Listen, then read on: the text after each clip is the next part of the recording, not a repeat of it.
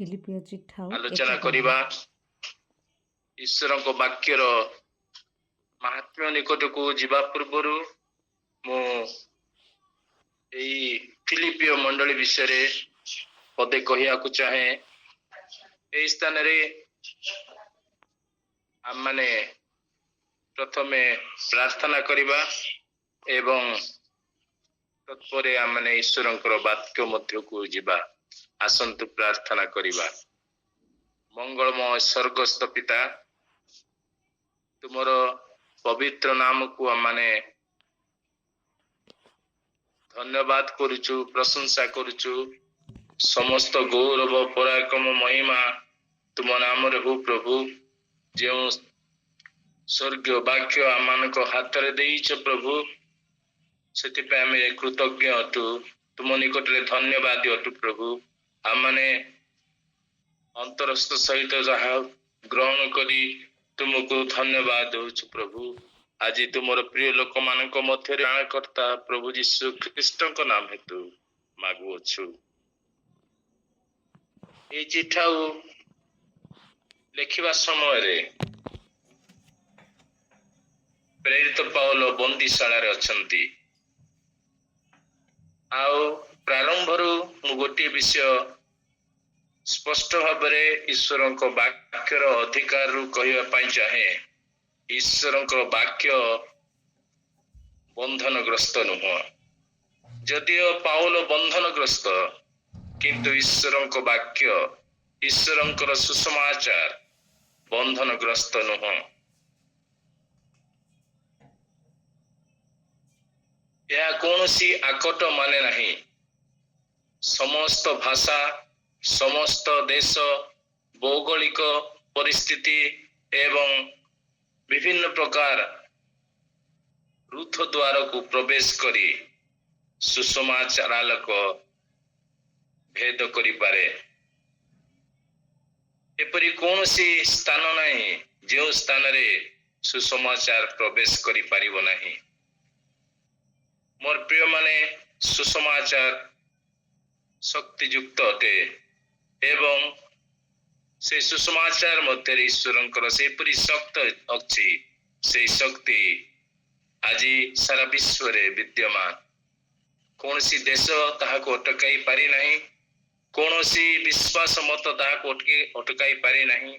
କୌଣସି ସଂସ୍କୃତି ତାହାକୁ ବାଧା ଦେଇ ରଖିପାରେ ନାହିଁ।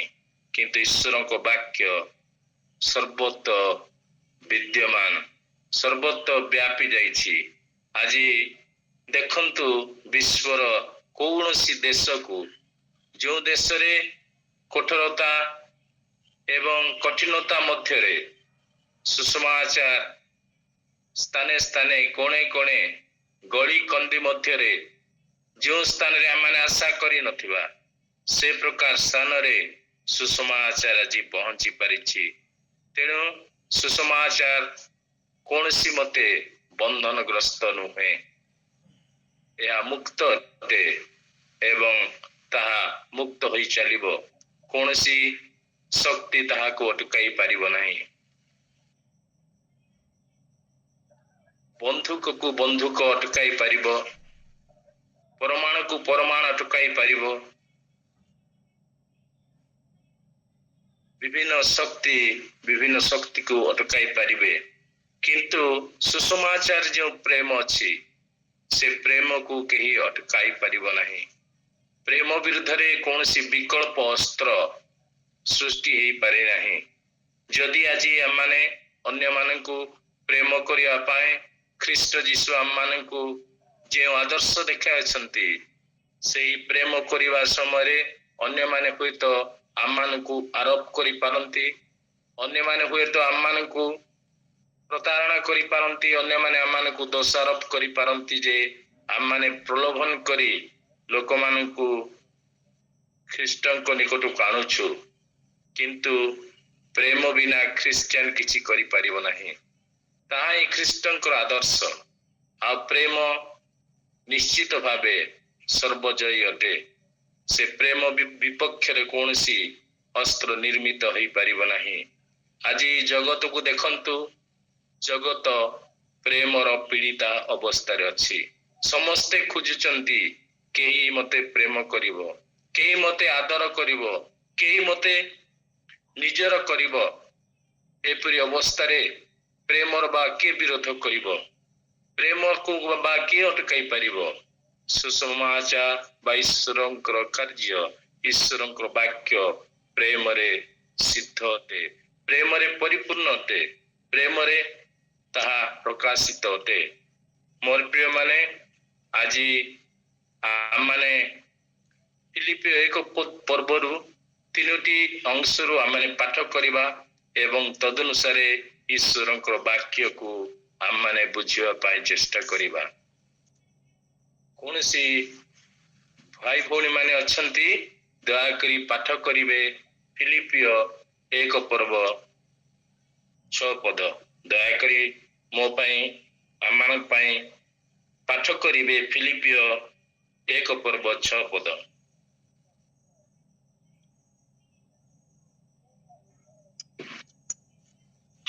କାରଣ ଯେ ତୁମ୍ଭମାନଙ୍କୁ ଅନ୍ତରରେ ଉତ୍ତମ କାର୍ଯ୍ୟ ଆରମ୍ଭ କରିଅଛନ୍ତି, ସେ ଖ୍ରୀଷ୍ଟ ଯୀଶୁଙ୍କ ଦିନ ପର୍ଯ୍ୟନ୍ତ ତାହା ସାଧନ କରି ସିଦ୍ଧ କରିବେ, ଏହା ତ ମୁଁ ଦୃଢ଼ ରୂପେ ବିଶ୍ୱାସ କରେ। ଏହି ପଦର ଶେଷ ଅଂଶରୁ ଆରମ୍ଭ କରିବା। ଏହା ତ ମୁଁ ନିଶ୍ଚିତ ରୂପେ ଜାଣେ। ପାଉଲ ଯେ ଈଶ୍ୱରଙ୍କ ବାକ୍ୟକୁ, ଈଶ୍ୱରଙ୍କ ଶକ୍ତିକୁ ଜୀବନରେ ଅଧିକ ମାତ୍ରାରେ ସେ ଗ୍ରହଣ କରିଥିଲେ, ତାହାକୁ ତର୍ଜମା କରିଥିଲେ, ଜୀବନରେ ପ୍ରୟୋଗ କରିଥିଲେ। ସେ ଆମମାନଙ୍କୁ ଏହି ଆଶ୍ୱାସନା ଦେବା ପାଇଁ ଚାହାନ୍ତି ଯେ ମୁଁ ଦୃଢ଼ ରୂପେ ଜାଣେ।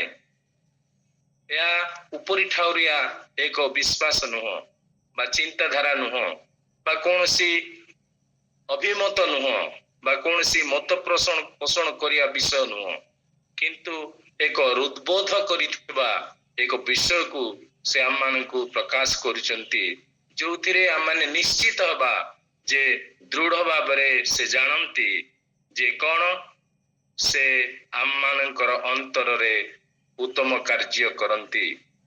ଏହା ହିଁ ଏକ ଆଶ୍ଚର୍ଯ୍ୟ ବିଷୟ। ଉତ୍ତମ କାର୍ଯ୍ୟ କରିବାରେ ସେ ସିଦ୍ଧହସ୍ତ ଅଟନ୍ତି। ଆମମାନଙ୍କ ଜୀବନରେ ଯଦି କୌଣସି ବିଫଳତା ବା କୌଣସି ପୁରାତନ ସ୍ୱଭାବ, ପୁରାତନ ଜୀବନ ଥାଏ, ତାହେଲେ ଆମମାନଙ୍କ ମଧ୍ୟରେ ଏକ ଉତ୍ତମତା ପ୍ରାରମ୍ଭ କରିବା ନିମନ୍ତେ ସକ୍ଷମ ଅଟନ୍ତି। ମୋର ପ୍ରିୟ ମାନେ, ଆଜି ଯେଉଁ ସୃଷ୍ଟିକୁ ସେ ଉତ୍ତମତା ଦେଇ ସୃଷ୍ଟି କରିଥିଲେ, ପାପ ହେତୁ ମନୁଷ୍ୟ ସେ ଉତ୍ତମତାରୁ ବିମୁଖ ହୋଇ ମନ୍ଦତା ଏବଂ ଅଶ୍ଳୀଳତା ଜଗତରେ ବିଭିନ୍ନ ପ୍ରକାର କୁକଳ୍ପନା ଏବଂ ଅପରାଧ ମଧ୍ୟରେ ଜଡ଼ିତ ହେଲା। ସେହି ମନୁଷ୍ୟକୁ ପୁନରୁଦ୍ଧାର କରିବା ପାଇଁ ଖ୍ରୀଷ୍ଟ ଯୀଶୁ ପୁନର୍ବାର ସେ କହୁଛନ୍ତି ତାଙ୍କ ବାକ୍ୟ ଜରିଆରେ, ତାଙ୍କ ଦାସଙ୍କ ଜରିଆରେ, ମୁଁ ନିଶ୍ଚିତ ରୂପେ ଏହା ଜାଣେ। ଏହା ମୋର ମତ ନୁହଁ, କିନ୍ତୁ ଏହା ଶାସ୍ତ୍ର ଅନୁମୋଦିତ ହୃଦବୋଧ ଅଟେ, ଯାହାର କୌଣସି ପରିବର୍ତ୍ତନ କରାଯାଇ ପାରିବ ନାହିଁ, ଯେ ତୁମମାନଙ୍କର ଅନ୍ତରରେ ସେ ଉତ୍ତମ କାର୍ଯ୍ୟ ଆରମ୍ଭ କରିପାରନ୍ତି। କେତେ ବଡ଼ ଆଶ୍ୱାସନା, କେତେ ବଡ଼ ଏକ ନିଶ୍ଚିତତା ସେ ଆମମାନଙ୍କ ମଧ୍ୟରେ ଉପସ୍ଥାପନ କରୁଛନ୍ତି ଯେ ସେ ଆମମାନଙ୍କ ଅନ୍ତରରେ ଉତ୍ତମ କାର୍ଯ୍ୟ କରିପାରନ୍ତି। ବାହିକ ଭାବରେ ଅନେକ ଆମେ ଦେଖାଣିଆ ବିଷୟ କରିଥାଉ, ଅନେକ ଛଳନା, ଅନେକ ପ୍ରତାରଣା ମଧ୍ୟରେ ଆମମାନଙ୍କ ଜୀବନ ଶୈଳୀ ଗଠିତ ହୋଇଥାଏ, କିନ୍ତୁ ସେ ଚାହାନ୍ତି ଯେ ଆମମାନଙ୍କର ଅନ୍ତରରେ କାର୍ଯ୍ୟ କରିବା ପାଇଁ ଏକମାତ୍ର ବ୍ୟକ୍ତି ସେ ହେଉଛନ୍ତି ପ୍ରଭୁ ଯୀଶୁ ଖ୍ରୀଷ୍ଟ, ଯିଏକି ଆମମାନଙ୍କର ଅନ୍ତର ମଧ୍ୟରେ ସେ କାର୍ଯ୍ୟ କରନ୍ତି। ସେ ଆମମାନଙ୍କର ଅନ୍ତରକୁ ଜାଣନ୍ତି, ସେ ଆମମାନଙ୍କର ଅନ୍ତରକୁ ତୋଲନ୍ତି, ସେ ଆମମାନଙ୍କର ଅନ୍ତର ମଧ୍ୟରେ କାର୍ଯ୍ୟ କରନ୍ତି।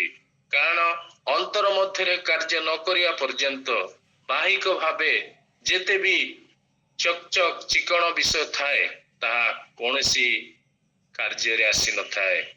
ପ୍ରଭୁ ମହାନ ପରମେଶ୍ୱର ଯେ କି ଏକ ମୃତ ଅବସ୍ଥାରୁ ମନୁଷ୍ୟ ମଧ୍ୟରେ ଏକ ଜୀବନ ପ୍ରବାହିତ କରିପାରନ୍ତି। ମୃତ କର୍ମରୁ, ମୃତ ଚିନ୍ତାରୁ ସେ ଏକ ନୂତନତା ସୃଷ୍ଟି କରିପାରନ୍ତି।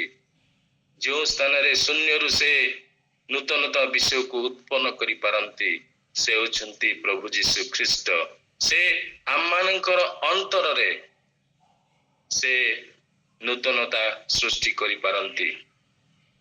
ଆଜି ଜଗତକୁ ଯଦି ଦେଖିବା, ଯଦି କୌଣସି ନୂତନତା ପରିଲକ୍ଷିତ ହେଉଛି, ତାହା ଖ୍ରୀଷ୍ଟ ଯୀଶୁ ଖ୍ରୀଷ୍ଟଙ୍କର କାର୍ଯ୍ୟ ଅଟେ। ଯେଉଁମାନେ ନିଜକୁ ପ୍ରଭୁଙ୍କ ନିକଟରେ ସମର୍ପଣ କରନ୍ତି, ନିଜ ହୃଦୟ ମନକୁ ପ୍ରଭୁଙ୍କ ନିକଟରେ ସମର୍ପଣ କରନ୍ତି, କେବଳ ବ୍ୟକ୍ତି ବିଶେଷ ନୁହଁ, କୌଣସି ଗୋଷ୍ଠୀ, କୌଣସି ସମ୍ପ୍ରଦାୟ, କୌଣସି ସଂସ୍କୃତି ବା କୌଣସି ଦେଶ, ଯେଉଁମାନେ ନିଜକୁ ପ୍ରଭୁଙ୍କ ନିକଟରେ ସମର୍ପଣ କରନ୍ତି, ସେଇ ଦେଶକୁ, ସେଇ ବ୍ୟକ୍ତି ବିଶେଷକୁ, ସେଇ ସମାଜକୁ, ସେଇ ଲୋକମାନଙ୍କୁ, ସଂସ୍କୃତିକୁ ସେ ଏକ ନୂତନତା ଉତ୍ପନ୍ନ କରିପାରନ୍ତି। ଯେଉଁ ଯେଉଁ ଦେଶ ଗୁଡ଼ିକରେ, ସମ୍ପ୍ରଦାୟ ଗୁଡ଼ିକରେ, ସଂସ୍କୃତି ମଧ୍ୟରେ ଅବରୋଧ ଅଛି, କଠିନତା ଅଛି, ରୁଦ୍ଧ ଦ୍ୱାର ସବୁ ଅଛି, ତାହାକୁ ସେ ସୁସମାଚାର ଶକ୍ତିରେ ଉନ୍ମୁକ୍ତ କରିପାରନ୍ତି। ଆପଣ ଜାଣନ୍ତି, ଜନ ଲିଖିତ ସୁସମାଚାର 4 ପର୍ବରେ ଏକ ରୁଦ୍ଧ ସମାଜ ଥିଲା। ପରସ୍ପର ମଧ୍ୟରେ ଭେଦଭାବ, ଜାତିଭେଦ, ସାଂସ୍କୃତିକ, ଭୌଗୋଳିକ ଏକ ରୁଦ୍ଧ ବିଷୟ ଆମମାନେ ସେଇ ସମାଜରେ ଦେଖୁ। କିନ୍ତୁ କୌଣସି ବ୍ୟକ୍ତି କେବେ ହେଲେ ସତ୍ସାହସ କରିନଥିଲେ, ଶିଷ୍ୟମାନେ ସାହସ କରିନଥିଲେ ବା କୌଣସି ଜିହୁଦୀ ମାନେ ସାହସ କରିନଥିଲେ ସେଇ ସମାଜ ମଧ୍ୟରେ ପ୍ରବେଶ କରି ସେମାନଙ୍କ ମଧ୍ୟରେ ଭାଇଚାରା, ପ୍ରେମ ଭାବ ଏବଂ ଆତ୍ମୀୟତା ସୃଷ୍ଟି କରିବା ପାଇଁ, ଏକ ନୂତନତା ବିଷୟ ସୃଷ୍ଟି କରିବା ପାଇଁ। ସେ ସ୍ଥାନରେ ଦେଖୁଛୁ, ଏକ ବ୍ୟକ୍ତି ମହିଳାଙ୍କ ନିକଟରେ ସେ ଏକ ନୂତନତା ସୃଷ୍ଟି କଲେ, ଯେଉଁ ନୂତନତା ଆଉ କେହି ଜଗତରେ ସୃଷ୍ଟି କରିପାରେ ନାହିଁ। ସମାଜ ମଧ୍ୟରେ ଏକ ନୂତନତା ସୃଷ୍ଟି କଲେ, ଏକ ଭାଇଚାରା ସୃଷ୍ଟି କଲେ, ଏକ ପ୍ରେମ ଭାବ ସୃଷ୍ଟି କଲେ, ଆଉ ସେ ସେଇ ସ୍ଥାନରେ ସେମାନଙ୍କ ସହିତ ଯୋଗାଯୋଗ କଲେ, ସେମାନଙ୍କ ସହିତ ରହିଲେ ଏବଂ ସେମାନଙ୍କର ପ୍ରଭୁ ହେଲେ। ମୋର ପ୍ରିୟ ମାନେ, ପ୍ରଭୁ ଆମମାନଙ୍କୁ ଆଜି ଏହି ସୁଯୋଗ ଦେଇଛନ୍ତି ଯେ ଆମମାନଙ୍କ ଜୀବନରେ ଏକ ନୂତନତା ସୃଷ୍ଟି କରିବା ପାଇଁ ସେ ଏକମାତ୍ର ଯୋଗ୍ୟ ଏବଂ ସେ ଏକମାତ୍ର ସିଦ୍ଧହସ୍ତ ପରମେଶ୍ୱର ଅଟନ୍ତି। ଯେଉଁମାନେ ନିଜକୁ ପ୍ରଭୁ ଯୀଶୁ ଖ୍ରୀଷ୍ଟଙ୍କ ନିକଟରେ ସମର୍ପଣ କରନ୍ତି, ସେମାନଙ୍କୁ ସେ ଆଭ୍ୟନ୍ତରୀଣ ଭାବରେ ପରିବର୍ତ୍ତନ କରୁ କରୁ ବାହିକ ଭାବେ ପରିବର୍ତ୍ତନ କରିପାରନ୍ତି। ସେମାନଙ୍କର ଚରିତ୍ର ବଦଳିଯାଏ, ସେମାନଙ୍କର ପରିବେଶ ବଦଳିଯାଏ, ସେମାନଙ୍କର କଥାବାର୍ତ୍ତା ବଦଳିଯାଏ, ସେମାନଙ୍କର ଯୋଜନା ବଦଳିଯାଏ, ସେମାନଙ୍କର ଚିନ୍ତା, ଭାବନା, ଦର୍ଶନ ବଦଳିଯାଏ। ମୋର ପ୍ରିୟ ମାନେ, ଖ୍ରୀଷ୍ଟ ଏତିକି ସକ୍ଷମ ଅଟନ୍ତି, ସେ ନୂତନ ବିଷୟ ଆଭ୍ୟନ୍ତରୀଣ ଭାବରେ ସେ ଆରମ୍ଭ କରିପାରନ୍ତି। ଯେଉଁ ସ୍ଥାନରେ ଯୁଗ ଯୁଗ ଧରି ଲୋକମାନେ ଭାବୁଥିଲେ ମୋ ଜୀବନରେ ଆମମାନଙ୍କ ସମାଜ ମଧ୍ୟରେ ପରିବର୍ତ୍ତନ ଆସିବ ନାହିଁ, ଏଇ ମନ୍ଦତା ଆମମାନଙ୍କୁ ରାଜୁତି କରି ଚାଲିଥିବ, ଆମମାନଙ୍କର ଆଉ ଆଶା ଆଗକୁ ଭଲ ନାହିଁ, କେବଳ ପରସ୍ପର ମଧ୍ୟରେ କଳହ, ପରସ୍ପର ମଧ୍ୟରେ ଯୁଦ୍ଧ, ପରସ୍ପର ମଧ୍ୟରେ ଅନ୍ୟାୟ, ଅନୀତି, ଏ ସମସ୍ତ ଯୋଉଠି ପରିଲକ୍ଷିତ ହଉଛି, ସେଇ ସ୍ଥାନରେ ଯେତେବେଳେ ଖ୍ରୀଷ୍ଟଙ୍କୁ ଆମେ ଗ୍ରହଣ କରୁ, ଖ୍ରୀଷ୍ଟଙ୍କୁ ସ୍ୱୀକାର କରୁ, ଖ୍ରୀଷ୍ଟଙ୍କୁ ନିଜର ତ୍ରାଣକର୍ତ୍ତା ବୋଲି ଗ୍ରହଣ କରୁ, ସେ ନୂତନ କାର୍ଯ୍ୟ ଆରମ୍ଭ କରିପାରନ୍ତି। ଏହି ନୂତନ କାର୍ଯ୍ୟ ସେ 2000 ବର୍ଷ ପୂର୍ବରୁ କାଲବରୀ କ୍ରୁଶରେ କରିଥିଲେ। ସେଇ କାଲବରୀ କ୍ରୁଶର ସତ୍ୟତା, କାଲବରୀ କ୍ରୁଶର ସେ ଯୋଜନାକୁ ସେ ସିଦ୍ଧ କରିବା ପାଇଁ ଆଜି ମଧ୍ୟ ଅପେକ୍ଷାରତ। ସେ ଉତ୍ତମ କାର୍ଯ୍ୟ କରିବା ନିମନ୍ତେ ଅଣ୍ଟା ବାନ୍ଧିଛନ୍ତି। ମୋ ପାଇଁ, ଆପଣଙ୍କ ପାଇଁ, ଯେଉଁମାନେ ଆଶା ହରାଇଛନ୍ତି, ଯେଉଁମାନେ ଭରସାହୀନ ହେଇଛନ୍ତି, ସେମାନଙ୍କ ଜୀବନରେ ସେ ଆଶା ଆଉ ଭରସା ଆଣିପାରନ୍ତି। ଯେଉଁ ଯେଉଁ ପରିବାରରେ ଯେଉଁ ଯେଉଁ ବ୍ୟକ୍ତି ବିଶେଷରେ ସାପ, ଅଭିଶାପ ଏବଂ ବିଭିନ୍ନ ପ୍ରକାର କଳହ ଲାଗି ରହିଥାଉଛି ଏବଂ ମନ୍ଦତା ଦିନ ପ୍ରତିଦିନ ତାଙ୍କ ଜୀବନର ଏକ ଅଂଶ ବିଶେଷ ହେଇଛି, ସେଇ ପ୍ରକାର ବ୍ୟକ୍ତିତ୍ୱ ଏବଂ ପରିବାର ମଧ୍ୟରେ ଏକ ଆଶୀର୍ବାଦ, ଆନନ୍ଦ, ଶାନ୍ତି, ପରିତୃପ୍ତି, ଭରସା ସେ ସୃଷ୍ଟି କରିପାରନ୍ତି। ମୋର ପ୍ରିୟ ମାନେ, ଆପଣ ଆଜି ନିଶ୍ଚିତ କି ଆପଣଙ୍କ ଅନ୍ତରରେ ସେ ଏକ ନୂତନ ବିଷୟ ଆରମ୍ଭ କରିବା ପାଇଁ ସକ୍ଷମ ଅଟନ୍ତି। ଆପଣ କି ଆପଣଙ୍କ ଜୀବନକୁ ତାଙ୍କ ନିକଟରେ ସମର୍ପଣ କରିବେ? ଆପଣ କି ଆପଣଙ୍କର ମନ ହୃଦୟକୁ ତାଙ୍କ ନିକଟରେ ସମର୍ପଣ କରିବେ? ସେ ଆପଣଙ୍କ ଜୀବନରେ ଏକ ନୂତନତା ସୃଷ୍ଟି କରିବେ। ଆପଣ ଆଶ୍ଚର୍ଯ୍ୟ ହେବେ ତାଙ୍କର କାର୍ଯ୍ୟ ପାଇଁ, କାରଣ ସେ ମହତ୍ କାର୍ଯ୍ୟ କରିବାରେ ଅଦ୍ୱିତୀୟ। ଏଫେସୀ 3 ପର୍ବ 20 ପଦରେ ମଧ୍ୟ ଠିକ୍ ସେଇ ପ୍ରକାର ଆମମାନେ ଏକ ଚିନ୍ତାଧାରାକୁ ଆମମାନେ ଦେଖିପାରୁଛୁ, ଯେଉଁ ସ୍ଥାନରେ ସେ ଆମମାନଙ୍କର ଅନ୍ତରରେ ଥାଇ ଆପଣ ଆତ୍ମା ଜରିଆରେ ସେ ଆଶ୍ଚର୍ଯ୍ୟ କର୍ମ ସାଧନ କରନ୍ତି। ଏଫେସୀ 3 ପର୍ବ 20 ପଦ କେହି ଜଣେ ପାଠ କରିବେ ଦୟାକରି। ଆମ୍ଭେମାନେ ତ ସ୍ୱର୍ଗର ପ୍ରଜା, ସେ ସ୍ଥାନରୁ ମଧ୍ୟ ଆମ୍ଭେମାନେ ତ୍ରାଣକର୍ତ୍ତା ପ୍ରଭୁ ଯୀଶୁ ଖ୍ରୀଷ୍ଟଙ୍କ ଆଗମନର ଅପେକ୍ଷାରେ ଅଛୁ। ଏଫେସୀୟ 3 ପର୍ବ 20 ପଦ। ଯେଉଁ ଈଶ୍ୱର ଆମ୍ଭମାନଙ୍କ ଅନ୍ତରରେ କାର୍ଯ୍ୟ ସାଧନ କରୁଥିବା ଆପଣ ଶକ୍ତି ଅନୁସାରେ ଆମ୍ଭମାନଙ୍କ ମାଗିବା ବା ଭାବିବା ଠାରୁ ଅତ୍ୟଧିକ ପରିମାଣରେ ସାଧନ କରିପାରନ୍ତି। ଠିକ୍ ଯୁଗ ଯୁଗ ପୁରୁଷାନ୍ତରମରେ ମଣ୍ଡଳୀ ଖ୍ରୀଷ୍ଟ ଯୀଶୁ ଦ୍ୱାରା ତାଙ୍କର ଫିଲିପି 1 ପର୍ବ 6 ପଦରେ ଯେ ପ୍ରକାର ଲେଖା ହେଇଛି, ଏକ୍ଜାକ୍ଟ ତଦନୁଯାୟୀ ଏହି ସ୍ଥାନରେ ମଧ୍ୟ ଏଫେସୀ 3 ପର୍ବ 20 ପଦରେ ଆମେ ଦେଖୁଛୁ, ଆମମାନଙ୍କ ଅନ୍ତରରେ ସେ ମହତ୍ କାର୍ଯ୍ୟ ସାଧନ କରିପାରନ୍ତି। କିଏ ସେ? ପ୍ରଭୁ ଯୀଶୁ ଖ୍ରୀଷ୍ଟ। ମୋର ପ୍ରିୟ ମାନେ, ଆପଣଙ୍କ ପରିବାରରେ ଆପଣ କି ନୂତନ ବିଷୟ ଦେଖିବାକୁ ଚାହାନ୍ତି? ଆପଣଙ୍କ ଜୀବନରେ କି ଆପଣ ନୂତନ ବିଷୟ ଦେଖିବାକୁ ଚାହାନ୍ତି? ଆପଣଙ୍କ ମଣ୍ଡଳୀରେ କି ଆପଣ ନୂତନ ବିଷୟ ଦେଖିବାକୁ ଚାହାନ୍ତି?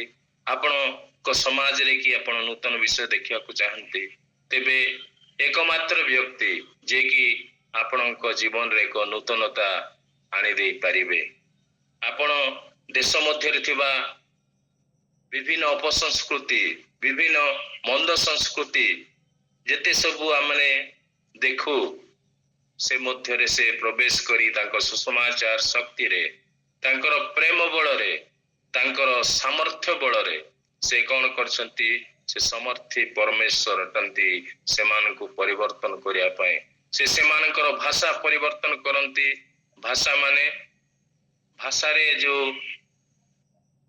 ମନ୍ଦ କଥା ସବୁ ଥାଏ, ମନ୍ଦ ଭାବନା ଥାଏ, ଭାଷା ମଧ୍ୟରେ ଯେଉଁ ସମସ୍ତ କୁକଳ୍ପନା ଥାଏ, ତାହାକୁ ସେ ଶୁଦ୍ଧ କରନ୍ତି, ସଂସ୍କୃତିକୁ ଶୁଦ୍ଧ କରନ୍ତି, ଆଚାର ବ୍ୟବହାରକୁ ଶୁଦ୍ଧ କରନ୍ତି, ହୃଦୟକୁ ଯେ ଶୁଦ୍ଧ କରନ୍ତି, ମନୋଭାବକୁ ଯେ ଶୁଦ୍ଧ କରନ୍ତି, ସେଇ ପରମେଶ୍ୱର ପ୍ରଭୁ ଯୀଶୁ ଖ୍ରୀଷ୍ଟ ସେ ସକ୍ଷମ ଅଟନ୍ତି। ଏହା ସେ ନିଶ୍ଚିତ ରୂପେ ଜାଣନ୍ତି। ଆମେ ଜାଣୁ କି ପାଉଲ ଯେପରି ଜାଣନ୍ତି, ମୁଁ ଏହା ନିଶ୍ଚିତ ରୂପେ ଜାଣେ।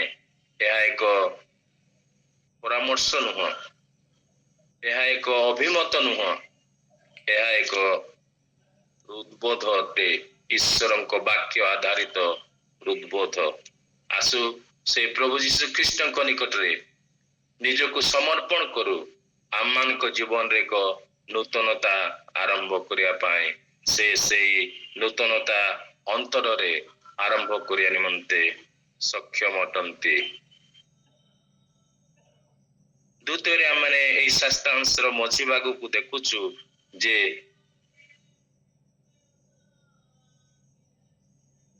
ଖ୍ରୀଷ୍ଟଙ୍କ ଦିନ ଏକ ନିରୂପିତ ଦିନ ବିଷୟରେ ଏହି ସ୍ଥାନ ଲେଖା ହୋଇଛି। ଆରମ୍ଭ ଖ୍ରୀଷ୍ଟଙ୍କ ଦ୍ୱାରା ସେ କରିବେ, ସମ୍ପୂର୍ଣ୍ଣ ସେ ଖ୍ରୀଷ୍ଟଙ୍କ ଦ୍ୱାରା କରିବେ। ଖ୍ରୀଷ୍ଟଙ୍କ ଦିନ ଏକ ନିରୂପିତ ଦିନ ସେ ରଖିଛନ୍ତି। ସବୁ ସମ୍ରାଟ ଆସିବେ, ଚାଲିଯିବେ। ଜ୍ଞାନୀ ମାନେ, ବୁଦ୍ଧିମାନ ମାନେ, ପଣ୍ଡିତ ମାନେ ଆସିବେ, ଧନୀ ମାନେ ଆସିବେ, ଚାଲିଯିବେ। ସେମାନଙ୍କର ଶେଷ ଅବସ୍ଥା ଆଉ ପୁନରାଲୋଚନା କରାଯାଉ ନାହିଁ।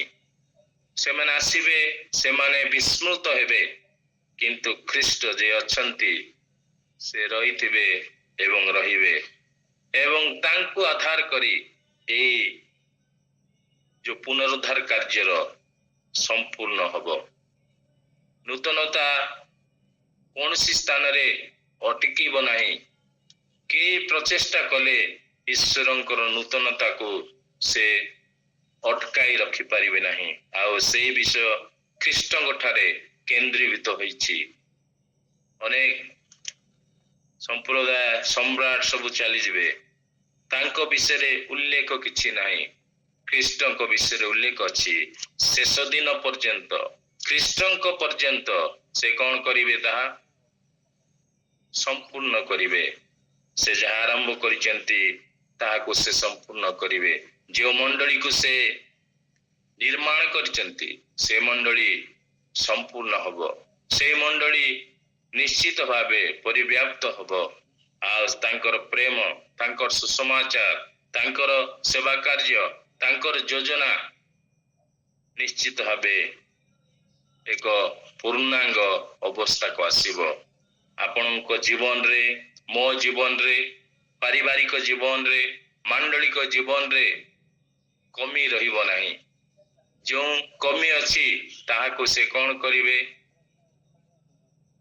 ସେ ଆପଣଙ୍କ ଦିନ ପର୍ଯ୍ୟନ୍ତ ତାହାକୁ ପରିପୂର୍ଣ୍ଣ କରିବାରେ ଲାଗିବେ।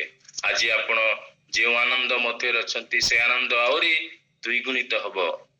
ଆପଣଙ୍କର ଶାନ୍ତି ଆହୁରି ଦ୍ୱିଗୁଣିତ ହବ। ପ୍ରଭୁଙ୍କର କାର୍ଯ୍ୟ ଆହୁରି ଦ୍ୱିଗୁଣିତ ହବ। ପ୍ରଭୁଙ୍କର ଯେ ସମସ୍ତ ଭାବନା ତାହା ସିଦ୍ଧ ହବ। ମନୁଷ୍ୟର ଭାବନା ସିଦ୍ଧ ହବ ନାହିଁ। ତେଣୁ ଏ ସ୍ଥାନରେ ଲେଖାଯାଉଛି ଖ୍ରୀଷ୍ଟଙ୍କ ଦିନ ପର୍ଯ୍ୟନ୍ତ ସେ ତାହା ସାଧନ କରିବେ। ମୋର ପ୍ରିୟ ମାନେ, ସାଧନ କରିବା ପାଇଁ ଯେ ଆମମାନଙ୍କ ଠାରେ ଇଚ୍ଛା ଜାତ କରନ୍ତି, ସେ ଆମ ଠାରେ ଆକାଂକ୍ଷା ଜାତ କରନ୍ତି, ସେ ପରମେଶ୍ୱର ସେ ଆମମାନଙ୍କ ଶେଷ ଦିନ ପର୍ଯ୍ୟନ୍ତ ସିଦ୍ଧ କରିବେ। ଏହା ମୁଁ ନିଶ୍ଚିତ ରୂପେ ଜାଣେ। ଆମମାନେ ସମର୍ପିତ ହେଇଛୁ ଏକ ନିର୍ମାଣ କାର୍ଯ୍ୟ ସେ ଆମମାନଙ୍କ ଅନ୍ତର ମଧ୍ୟରେ କରୁଛନ୍ତି। ସେ ଆରମ୍ଭ କରିବେ ଏବଂ ତାହା ପୂର୍ଣ୍ଣାଙ୍ଗ କୁ ଆଣିବେ। କୌଣସି ବ୍ୟକ୍ତି କୌଣସି କାର୍ଯ୍ୟ ଆରମ୍ଭ କରନ୍ତି କିନ୍ତୁ ଶେଷ କରିପାରିନଥାନ୍ତି। ମୁଁ ଯେତେବେଳେ ଗଜପତି ଜିଲ୍ଲାକୁ ଯାଏ, ସେଇ ସ୍ଥାନରେ ଗୋଟିଏ ଘର ମୁଁ ଦେଖେ, ଅର୍ଦ୍ଧ ନିର୍ମିତ ଘର। ଆଉ ଯେତେବେଳେ ମୁଁ ପଚାରେ ଏଇ ଗୃହ ଯୋଉ ବର୍ଷ ଆସିଲେ ମଧ୍ୟ ଅର୍ଦ୍ଧ ନିର୍ମିତ ଅବସ୍ଥାରେ ଅଛି, ସେମାନେ କୁହନ୍ତି ଏହା ଗୋଟିଏ ତହସିଲଦାରଙ୍କର ଗୃହ ଥିଲା। ସେ ତାହା ନିର୍ମାଣ କରୁଥିଲେ କିନ୍ତୁ ତାହା ସେ ସମ୍ପୂର୍ଣ୍ଣ କରିପାରିଲେ ନାହିଁ। ମୋର ପ୍ରିୟ ମାନେ, ପ୍ରଭୁ ଯୀଶୁ ଯେଉଁ କାର୍ଯ୍ୟ ହାତକୁ ନେଇଛନ୍ତି ସେଇ କାର୍ଯ୍ୟ କେହି ତାହାଙ୍କ ଠାରୁ ଛଡେଇ ନେଇ ପାରିବେ ନାହିଁ। ଅନେକ ମନ୍ଦ ଉଦ୍ଦେଶ୍ୟ ନେଇ ବାହାରିବେ, ଅନେକ ବିଭିନ୍ନ ଅଭିଳାଷ ନେଇ ବାହାରିବେ, ବିଭିନ୍ନ କଠୋରପନ୍ଥୀ ମାନେ ବାହାରି ପାରନ୍ତି, ତାଡନା କରିପାରନ୍ତି, କିନ୍ତୁ ଈଶ୍ୱରଙ୍କ କାର୍ଯ୍ୟର ଶେଷ କେହି କରିପାରିବେ ନାହିଁ ବା ବନ୍ଦ କେହି କରିପାରିବେ ନାହିଁ। ତାହା ଦିନକୁ ଦିନ ବୃଦ୍ଧି ସାଧନ ହବ, କାରଣ ସେଇ ପ୍ରକଳ୍ପର ହସ୍ତ ପ୍ରଭୁ ରଖିଛନ୍ତି। ମୋର ପ୍ରିୟ ମାନେ, ଆଜି ସେଇ ପ୍ରଭୁଙ୍କ ନିକଟରେ ଆମେ ସମର୍ପିତ ହଉ। ଖ୍ରୀଷ୍ଟଙ୍କ ଦିନ ପର୍ଯ୍ୟନ୍ତ ଏକ ନିରୂପିତ ଦିନ ସେ ରଖିଛନ୍ତି। ଏଇ ଦିନ ଏଇ ପୃଥିବୀ ଏମିତି ସବୁଦିନ ପାଇଁ ଚାଲି ନଥିବ। ସେ ଏକ ସମୟ ନିରୂପଣ କରିଛନ୍ତି, ଗୋଟିଏ ଦିନ ଧାର୍ଯ୍ୟ କରିଛନ୍ତି। ସେଇ ଦିନ ଖ୍ରୀଷ୍ଟଙ୍କୁ କେନ୍ଦ୍ର କରିକି ସେ ସମାପ୍ତ କରିବେ ବା ତାର ଏକ ପୂର୍ଣ୍ଣାଙ୍ଗ ଆସିବ ବା ଶେଷ ସିଦ୍ଧାନ୍ତ ଖ୍ରୀଷ୍ଟଙ୍କ ପାଖରେ ଅଛି। ସମସ୍ତ ଆଣ୍ଠୁ ତାଙ୍କ ଠାରେ ଭାଙ୍ଗିବ, ସମସ୍ତ ଜିଭା ତାଙ୍କୁ ସ୍ୱୀକାର କରିବ। ଏହି ମହତ୍ ବିଷୟ ଖ୍ରୀଷ୍ଟଙ୍କ ନିମନ୍ତେ ରଖାଯାଇଅଛି। ପ୍ରଭୁ ଭାବରେ ତାହାଙ୍କୁ ପ୍ରଭୁ କଣ କରିଛନ୍ତି? ଅଧିକାର ଦେଇଛନ୍ତି ତାଙ୍କୁ ବିଚାର କରିବା ପାଇଁ, ତାଙ୍କୁ ସମସ୍ତ ବିଷୟର ଏକ ସମାପ୍ତି ହେବା ପାଇଁ ସେ କଣ କରିଛନ୍ତି? ସେ ନିରୂପଣ କରିଛନ୍ତି। ରାଜାମାନେ ଆସିବେ, ତାଙ୍କର ଐଶ୍ୱର୍ଯ୍ୟ ମହିମା ପ୍ରକାଶ କରିବେ। ଆଜି ଯେଉଁ ଭଉଣୀ ଆରମ୍ଭରୁ ଶାସ୍ତ୍ରାଂଶ ପଢୁଥିଲେ, ସେହି ସ୍ଥାନରେ ମଧ୍ୟ ଲେଖା ଅଛି, ଗୋଷ୍ଠୀମାନେ ଆସିବେ ବିଭିନ୍ନ ସ୍ଥାନରୁ, ବିଭିନ୍ନ ପ୍ରାନ୍ତରୁ, ଏବଂ ସେମାନେ କଣ କରିବେ? ତାହାଙ୍କର ମାହାତ୍ମ୍ୟ, ତାହାଙ୍କର ପ୍ରଶଂସା, ଗୌରବ କରିବେ। ନିଜ ନିଜର ଭାଷା, ନିଜ ନିଜର ସଂସ୍କୃତି, ନିଜ ନିଜର ଗୀତ, ନିଜ ନିଜର ବାଦ୍ୟଯନ୍ତ୍ର ସବୁ ଶୁଦ୍ଧ ଅବସ୍ଥାରେ ଆଣିବେ, ପ୍ରଭୁଙ୍କ ନିକଟରେ ସମର୍ପଣ କରିବେ। ବିଭିନ୍ନ ଜାତି, ଗୋଷ୍ଠୀ, ଭାଷାବାଦୀ ଆସିବେ, ତାଙ୍କର ଗୌରବ କରିବେ, ପ୍ରଶଂସା କରିବେ। ଏହା ମାନେ ତାହାଙ୍କ ବାକ୍ୟରେ ଥିବା ବିଷୟ ଆମେ ଦେଖୁଛୁ। କେହି ଜଣେ ପାଠ କରିବେ ଯେ ସେହି ଖ୍ରୀଷ୍ଟଙ୍କ ଦିନରେ କଣ ସବୁ ହବ। ଆମେ ପ୍ରକାଶିତ 21 ପର୍ବ 24-25 ପଦ ମାନେ ପାଠ କରିବା। ପ୍ରକାଶିତ 21 ପର୍ବ 24 ଆଉ 24ରୁ 26 ଯାଏ।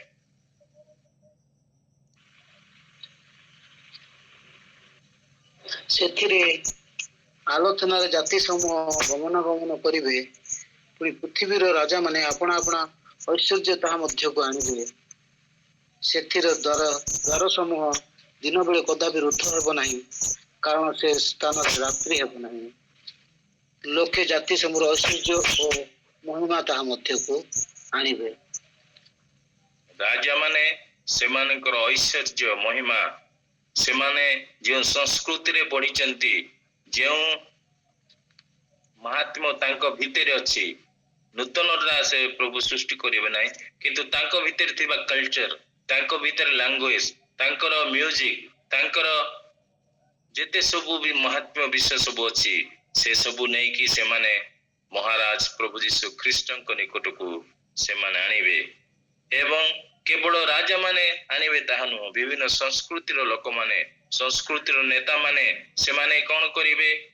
ଖ୍ରୀଷ୍ଟଙ୍କ ନିକଟକୁ ଆଣିବେ। ନିଜ ନିଜର ମହାତ୍ମ୍ୟ ନେଇକି ଗୋଷ୍ଠୀ ବର୍ଗ ସବୁ ଆସିବେ, ଦେଶ ସମୂହ ଆସିବେ, ରାଜାମାନେ ଆସିବେ, ସମସ୍ତେ ତାହାଙ୍କ ନିକଟକୁ ଆସିବେ। ଏହାକୁ ସେ ନିଶ୍ଚିତ କରିଛନ୍ତି ଖ୍ରୀଷ୍ଟ ଯୀଶୁଙ୍କ ସମୟରେ ସାଧନ କରିବା ପାଇଁ। ମୋର ପ୍ରିୟ ଭାଇ ଭଉଣୀ ମାନେ, ପ୍ରଭୁ ଯୀଶୁ ଖ୍ରୀଷ୍ଟଙ୍କର ଏଇ ଯୋଉ କାର୍ଯ୍ୟ ଆସୁ, ସେଇ କାର୍ଯ୍ୟରେ ଆମେ ସାମିଲ ହେବା, ସେଇ କାର୍ଯ୍ୟରେ ଆମେ ସହଯୋଗ କରିବା, ସେଇ କାର୍ଯ୍ୟରେ ଆମେ ନିଜକୁ ଦେଇଦେବା। ତହିଁରେ ସେ ଆଶ୍ଚର୍ଯ୍ୟ ବିଷୟ କରିପାରନ୍ତି। ଦେଶ ସେ ବିଷୟ କରି ନପାରେ। ଦେଶ ଗୁଡ଼ିକ, ଦେଶର କର୍ମକର୍ତ୍ତା, ଦେଶର ମୁଖ୍ୟ ଅଧିକାରୀ ମାନେ ଯାହା କରି ନପାରନ୍ତି, ଖ୍ରୀଷ୍ଟ ତାହା କରିପାରନ୍ତି। ଆଜି ଯଦି ଦେଶରେ କୌଣସି ନୂତନତାର ଭାବ, କୌଣସି ଅଞ୍ଚଳରେ, କୌଣସି ସ୍ଥାନରେ, କୌଣସି ପାହାଡ଼ରେ, କୌଣସି ପର୍ବତରେ, କୌଣସି ବିଚ୍ଛିନ୍ନାଞ୍ଚଳରେ ଯଦି ଆଜି ସକ୍ଷମ ହୋଇଛି ସାଧିତ ହେବା ପାଇଁ, ତାହା କେବଳ ଖ୍ରୀଷ୍ଟ ଯୀଶୁଙ୍କର ସୁସମାଚାର ଶକ୍ତି। ଆପଣ ଦେଖନ୍ତୁ, ଯେ କୌଣସି ସଂସ୍କୃତି ବା ଲୋକମାନେ ତାହାକୁ ଗ୍ରହଣ କରିନାହାନ୍ତି, ସେମାନଙ୍କ ମଧ୍ୟରେ ସେ ପରିବର୍ତ୍ତନ ଆସିନାହିଁ। କାହିଁକି ଆସିନାହିଁ? କାରଣ ଖ୍ରୀଷ୍ଟ ଏକମାତ୍ର ବ୍ୟକ୍ତିତ୍ୱ ଯିଏକି ନୂତନ ବିଷୟ ଆରମ୍ଭ କରିବାରେ ସକ୍ଷମ ଅଟନ୍ତି। ମୋ ଜିଲ୍ଲାରେ ଗୋଟିଏ ଜନଜାତି ଅଛି, ଯେଉଁ ଜନଜାତି ମଧ୍ୟରେ ଅନେକ କୋଟି କୋଟି ଟଙ୍କା ଖର୍ଚ୍ଚ କରାଯାଏ, କିନ୍ତୁ ତାର ଫଳ ଶୂନ୍ୟ ଥାଏ। କାହିଁକି? ସେଇ ଜନଜାତି ମଧ୍ୟରେ ସୁସମାଚାର ଆଲୋକ ପହଞ୍ଚି ନାହିଁ। ଯେଉଁମାନଙ୍କ ମଧ୍ୟରେ ସୁସମାଚାର ଆଲୋକ ପହଞ୍ଚିଛି, ସେ ଅଞ୍ଚଳ, ସେଇ ଲୋକମାନେ, ସେଇ ଲୋକ ଦଳ, ସେମାନଙ୍କ ମଧ୍ୟରେ ପ୍ରଭୁ ଏକ ନୂତନତା ଆରମ୍ଭ କରିଛନ୍ତି। କିନ୍ତୁ ଯେଉଁମାନେ ତାହାକୁ ଗ୍ରହଣ କରିନାହାନ୍ତି, ଅଗ୍ରାହ୍ୟ କରିଛନ୍ତି, ସେମାନଙ୍କ ମଧ୍ୟରେ ସେଇ ନୂତନତାର ପରିପ୍ରକାଶ ହେଇନାହିଁ। ତେବେ ଏ 6 ପଦରେ ଆମେ ଦେଖିଲୁ ଯେ ସେ ଆମମାନଙ୍କ ମଧ୍ୟରେ ଆମମାନଙ୍କର ଅନ୍ତରରେ ସେ ନୂତନ କାର୍ଯ୍ୟ ଆରମ୍ଭ କରନ୍ତି ଏବଂ ତାହାକୁ ସମାପ୍ତି କରିବା ପାଇଁ ତାଙ୍କଠାରେ ଶକ୍ତି ଅଛି। ଦ୍ୱିତୀୟ ବିଷୟ ଆମେ ଦେଖିବା ସେ ଫିଲିପିଓ 1 ପର୍ବ 10 ପଦ ଆମମାନେ ଟିକେ ପାଠ କରିବା ଯେ ସେ କେବଳ ଯେ ଆମମାନଙ୍କ ଠାରେ ନୂତନତା ଆରମ୍ଭ କରନ୍ତି ଶେଷ କରନ୍ତି ତାହା ନୁହଁ, ସେ ମଧ୍ୟ ଆମମାନଙ୍କୁ ଉତ୍କୃଷ୍ଟ ବିଷୟର ସମର୍ଥକ କରି ଗଢି ତୋଳିବା ପାଇଁ ସମର୍ଥ ଅଟନ୍ତି। ଦୟାକରି କେହି ପଢିବେ ଫିଲିପିଓ 1 ପର୍ବ 10 ପଦ। ଯେପରି ତୁମ୍ଭେମାନେ ଉତ୍କୃଷ୍ଟ ବିଷୟ ଗୁଡିକ ସମର୍ଥନ କରିପାର, ପୁଣି ଈଶ୍ୱରଙ୍କର ଗୌରବ ଓ ପ୍ରଶଂସା ଉଦ୍ଦେଶ୍ୟରେ ଯୀଶୁଖ୍ରୀଷ୍ଟଙ୍କ ଦ୍ୱାରା ଧାର୍ମିକତାର ଯେଉଁ ଫଳ ସେଥିରେ ପରିପୂର୍ଣ୍ଣ ହୋଇ ଖ୍ରୀଷ୍ଟଙ୍କ ଦିନରେ ଶୁଦ୍ଧ ଓ ଅନିନ୍ଦନୀୟ ହୁଅ। ଏହି ସ୍ଥାନରେ ବିଶ୍ୱାସୀ ମାନଙ୍କର ଆଉ ଗୋଟିଏ ପରିଚୟ ଆମେ ଦେଖୁଛୁ ବା ଏର୍ଲି ମର୍ଣ୍ଣିଂ ର ପ୍ରେୟର ଗ୍ରୁପ ର କ୍ୟାରେକ୍ଟର ଏହି ସ୍ଥାନରେ ଦେଖୁଛୁ। କଣ ସେଟା କ୍ୟାରେକ୍ଟର? ସେମାନେ କେବଳ ନୂତନତା ହୃଦୟ ମଧ୍ୟରେ ହେବ ତାହା ନୁହଁ, ସେମାନେ ମଧ୍ୟ ଉତ୍କୃଷ୍ଟ ବିଷୟର ସମର୍ଥକ ହେବେ। ଆପଣ ମାନେ ଉତ୍କୃଷ୍ଟ ବିଷୟର ସମର୍ଥକ, ମୁଁ ଉତ୍କୃଷ୍ଟ ବିଷୟର ସମର୍ଥକ, ମଣ୍ଡଳୀ ଉତ୍କୃଷ୍ଟ ବିଷୟର ସମର୍ଥକ ହବା ପ୍ରଭୁ ଚାହାନ୍ତି। କିନ୍ତୁ ତାର ବିପରୀତରେ ଅନେକ ସମୟରେ ଆମମାନେ ନିକୃଷ୍ଟ ବିଷୟରେ ଅନେକ ସମୟରେ ଆମମାନେ ସମୟ କ୍ଷେପଣ କରିଥାଉ, ଅର୍ଥ ଅପଚୟ କରିଥାଉ ଏବଂ ଆମମାନଙ୍କର ଜୀବନ ତହିଁରେ ଆମମାନେ ବିତେଇଥାଉ। କିନ୍ତୁ ପ୍ରଭୁ ଚାହାନ୍ତି ଆପଣା ଲୋକମାନଙ୍କୁ ଯେଉଁମାନେ ଉତ୍କୃଷ୍ଟ ବିଷୟର ସମର୍ଥକ ହେବେ, ସେମାନଙ୍କର ହୃଦୟ କେବଳ ଯେ ନୂତନତା ହେବ ତାହା ନୁହଁ, ସେମାନେ ମଧ୍ୟ ଉତ୍କୃଷ୍ଟ ବିଷୟର ସମର୍ଥକ ହେବେ। ଯାହା ଉତ୍ତମ, ଯାହା ପ୍ରୀତିଭାଜନ, ଯାହା ଯଥାର୍ଥ, ଯାହା ସମସ୍ତଙ୍କ ଦୃଷ୍ଟିରେ ସୁଖ୍ୟାତି ପ୍ରାପ୍ତ, ସେହିପରି ବିଷୟ ନିମନ୍ତେ ସେମାନେ ସମୟ ଦେବେ, ଅର୍ଥ ଦେବେ, ସେମାନେ ସେଥିପାଇଁ ବ୍ରତୀ ହେବେ। ମୋର ପ୍ରିୟମାନେ, ଆପଣ ଆଉ ମୁଁ ଉତ୍କୃଷ୍ଟ ବିଷୟର ସମର୍ଥକ। ଜଗତ ଜାଣିବା ଉଚିତ ଯେ ପ୍ରଭୁଙ୍କର ପ୍ରିୟ ଲୋକମାନେ ସେମାନେ କୌଣସି ନିକୃଷ୍ଟ ବିଷୟରେ ସମର୍ଥକ ନୁହନ୍ତି। ଆମମାନେ ଲୋକମାନେ ଯେପରି ଆମମାନଙ୍କୁ ତାଚ୍ଛଲ୍ୟ କରି କୁହନ୍ତି ଯେ ଆମମାନେ এই ଦେଶ ବିରୁଦ୍ଧରେ କାର୍ଯ୍ୟ କରୁଛୁ, କଦାପି ନୁହଁ। ଯଦି ଏହି ଦେଶ ସପକ୍ଷରେ କେହି କାର୍ଯ୍ୟ କରିଛନ୍ତି, ସେମାନେ ଖ୍ରୀଷ୍ଟିଆନ ଲୋକମାନେ, ସେମାନେ ମିଶନାରୀ ମାନେ, ସେମାନେ ପ୍ରଭୁଙ୍କ ଲୋକମାନେ। ଆଜି ଏହି ଦେଶ ପାଇଁ, ଆମ ପରିବାର ପାଇଁ, ଆମ ସମାଜ ପାଇଁ, ଆମ ମଣ୍ଡଳୀ ପାଇଁ ଯଦି କିଛି କରିବାର ଅଛି, ଉତ୍କୃଷ୍ଟ ବିଷୟ ପ୍ରଭୁଙ୍କ ଲୋକମାନେ କରନ୍ତି। ନିକୃଷ୍ଟ ବିଷୟରେ ପ୍ରଭୁଙ୍କ ଲୋକମାନେ କଦାପି ହାତ ଦିଅନ୍ତି ନାହିଁ। ଯଦ୍ୟପି ତାହା ତାଡ଼ନା ଆସିପାରେ, ଯଦ୍ୟପି ଲୋକମାନେ ସମର୍ଥନ ନ କରନ୍ତି, ଯଦ୍ୟପି ଲୋକମାନେ ବିଦ୍ରୂପ କରନ୍ତି ବା ଦୋଷାରୋପ କରନ୍ତି ଯେ ଆମମାନେ ଦେଶ ବିରୁଦ୍ଧରେ କାର୍ଯ୍ୟ କରୁଛୁ, ଆମମାନେ ଦେଶକୁ ବିକିଦେବୁ, ଆଉ ଦେଶରେ ଆମମାନେ ଗୋଟିଏ ମନ୍ଦ ପରମ୍ପରା ସୃଷ୍ଟି କରୁଛୁ, ତାହା ସେତେବେଳେ ନିରର୍ଥକ ହବ ଯେତେବେଳେ ଖ୍ରୀଷ୍ଟିଆନ ମାନେ ଉତ୍କୃଷ୍ଟ ବିଷୟର ସମର୍ଥକ ହୋଇ ବାହାରିବେ। ମୋର ପ୍ରିୟମାନେ, କେତେ ଏକ ଉପାଦେୟ ନାମ ସେ ଆମମାନଙ୍କୁ ଦେବା ପାଇଁ ଚାହାନ୍ତି। ଆମମାନେ ସମସ୍ତେ ଉତ୍କୃଷ୍ଟ ବିଷୟର ସମର୍ଥକ। କେବେ ହେଲେ କୌଣସି ମନ୍ଦ ବିଷୟ, କୌଣସି ଅନାବଶ୍ୟକ ବିଷୟ, କୌଣସି ବିଷୟ ଯେଉଁ ବିଷୟରେ କିଛି ଅର୍ଥ ନାହିଁ, ସେ ପ୍ରକାର ବିଷୟ ପ୍ରତି ଆମମାନେ କେବେ ହେଲେ ଲାଳାୟିତ ନହୁଁ। କାରଣ ଖ୍ରୀଷ୍ଟ ଆମମାନଙ୍କୁ ତାହା ଶିଖେଇ ନାହାନ୍ତି। ଖ୍ରୀଷ୍ଟ ଆପଣା ବାକ୍ୟରେ ସେ ଆମମାନଙ୍କୁ ଶିଖେଇଛନ୍ତି, ତୁମେ ଶତ୍ରୁ ମାନଙ୍କ ନିମନ୍ତେ ପ୍ରାର୍ଥନା କର, ଶତ୍ରୁ ମାନଙ୍କୁ ପ୍ରେମ କର ଏବଂ ବିଚାରରେ ଆଣ ନାହିଁ ସେମାନଙ୍କୁ ସେମାନେ କରିଥିବା ସମସ୍ତ ବିଷୟକୁ ସ୍ମରଣରେ ହିଁ ଆଣ ନାହିଁ ବୋଲି ଲେଖା ଅଛି। କାରଣ ପ୍ରେମ ଏପରି ବିଷୟକୁ ସ୍ମରଣ କରେ ନାହିଁ। ମୋର ପ୍ରିୟମାନେ, ଆପଣମାନେ ନୂତନ ହୃଦୟ ପ୍ରାପ୍ତ, ପ୍ରଭୁ ଆପଣଙ୍କ ହୃଦୟରେ କାର୍ଯ୍ୟ କରୁଛନ୍ତି। ଦ୍ୱିତୀୟରେ ଆପଣମାନେ ଉତ୍କୃଷ୍ଟ ବିଷୟର ସମର୍ଥକ ଅଟନ୍ତି। ନିକୃଷ୍ଟ ବିଷୟରେ ସେମାନେ ସମୟ ଦିଅନ୍ତି ଯେଉଁମାନେ ନିଜ ପାଇଁ ବଞ୍ଚନ୍ତି। ଯେଉଁମାନେ ଖ୍ରୀଷ୍ଟଙ୍କ ପାଇଁ ବଞ୍ଚନ୍ତି ସେମାନେ ଉତ୍କୃଷ୍ଟ ବିଷୟର ସମର୍ଥକ ଅଟନ୍ତି। ଆପଣମାନେ ଆହୁରି ଯଦି ଆମମାନେ ଈଶ୍ୱରଙ୍କ ବାକ୍ୟରୁ ଦେଖିବାକୁ ଚାହିଁବା, କେହି ଜଣେ ପାଠ କରିବେ ଫିଲିପିଓ ତାର 4 ପର୍ବ 8 ପଦ, ଯେ ଆମମାନେ କିପରି ଉତ୍କୃଷ୍ଟ ବିଷୟର ସମର୍ଥକ ଅଟୁ। କୌଣସି ମନ୍ଦ ବିଷୟରେ ଆମେ ସମର୍ଥନ କରିନଥାଉ। ଅବଶେଷରେ ଓ ଭାତୃଗଣ, ଯାହା ଯାହା ସତ୍ୟ, ଯାହା ଯାହା ଆଦରଣୀୟ, ଯାହା ଯାହା ଯଥାର୍ଥ, ଯାହା ଯାହା ବିଶୁଦ୍ଧ, ଯାହା ଯାହା ପ୍ରିୟ, ଯାହା ଯାହା ସୁଖ୍ୟାତିଯୁକ୍ତ, ଯେକୌଣସି ସଦ୍ଗୁଣ ଓ ପ୍ରଶଂସାର ବିଷୟ ଥାଏ, ସେହି ସମସ୍ତ ବିଷୟ ଚିନ୍ତା କର। ଆମେନ୍। ଆମମାନଙ୍କର ମନ ମଧ୍ୟରେ ଉର୍ବରତା ସୃଷ୍ଟି କରେ ଏହି ସମସ୍ତ ଉତ୍ତମ ଗୁଣ ଗୁଡ଼ିକ। ଆମେ ସେଥିପାଇଁ ଚିନ୍ତା କରୁ, ସେଥିପାଇଁ ଆମମାନେ ଭାବନା ମଧ୍ୟକୁ ଆଣୁ, ସେଥିପାଇଁ ଆମମାନଙ୍କର ହୃଦବୋଧ ସୃଷ୍ଟି ହୁଏ ଈଶ୍ୱରଙ୍କ ବାକ୍ୟରେ ଏହି ସମସ୍ତ ଗୁଣ ଗୁଡ଼ିକ ଯାହା ଆମେ ପାଠ କଲୁ। ଯାହା ଯାହା ବିଶୁଦ୍ଧ, ଯାହା ଯାହା ଉତ୍ତମ, ଯାହା ଯାହା ପ୍ରୀତିଭାଜନ, ଯାହା ଯାହା ଯଥାର୍ଥ, ଯାହା ଯାହା ସୁଖ୍ୟାତି ଯୁକ୍ତ, ସେଥିପାଇଁ ଚିନ୍ତା କର। ଯେତେବେଳେ ଆମେ ଚିନ୍ତା କରୁ ତାହା କ'ଣ ହୁଏ? ଆମମାନଙ୍କର କାର୍ଯ୍ୟରେ ତାହା ପରିପ୍ରକାଶ ହୁଏ। ଆମମାନଙ୍କର ଚିନ୍ତା ଆଜି କ'ଣ ପାଇଁ?